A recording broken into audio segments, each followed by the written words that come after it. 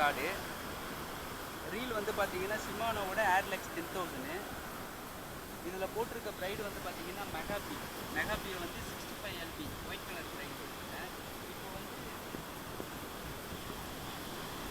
இதில் போட்டிருக்க leader line பார்த்தீங்கன்னா 90 mm லீடர் லைன் போட்டிருக்கேன். சிங்கர் வந்து 150 கிராம். இது வந்து 15 ஃபீட் ராடு. அதனால் வந்து நான் வந்து வெயிட் அதிகமாக போட்டிருக்கேன். நீங்கள் 10 ஃபீட் ராட்லாம் யூஸ் பண்ண போகிறீங்க அப்படின்னா 100 கிராம் போட்டால் போதும் 10 ஃபீட் ராடுக்கு. இப்போ வந்து எப்படி லாங் டிஸ்டன்ஸில் காஸ்ட் பண்ணுறது நம்ம பார்க்கலாம்.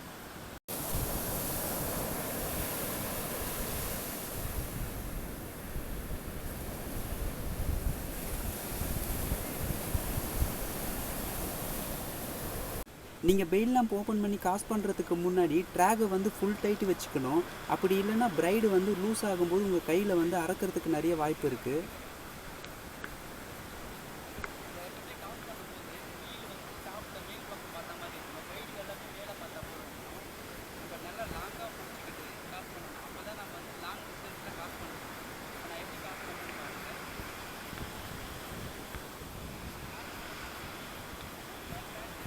நம்ம வந்து லாங் டிஸ்டன்ஸில் காஸ்ட் பண்ணணும் அப்படின்னா ஒரு ஸ்டெப்பு எடுத்து வச்சு நம்ம காஸ்ட் பண்ணணும். எப்படி பண்ணுறேன்னு பாருங்கள்.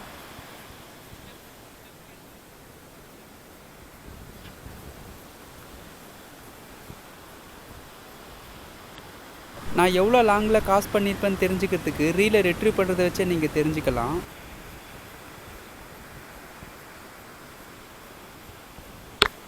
நீங்கள் இதே போல் லாங் டிஸ்டன்ஸில் காஸ்ட் பண்ணணும்னு நினச்சி எல்லா ராட்லேயுமே நீங்கள் காஸ்ட் பண்ண முடியாது.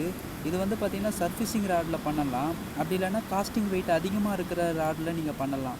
நார்மலாக இருக்கிற ஸ்பின்னிங் ராட்லலாம் பண்ணிங்கன்னா அந்த ராடு உடச்சிக்கும். அதனால் அதில் ட்ரை பண்ண வேண்டாம்.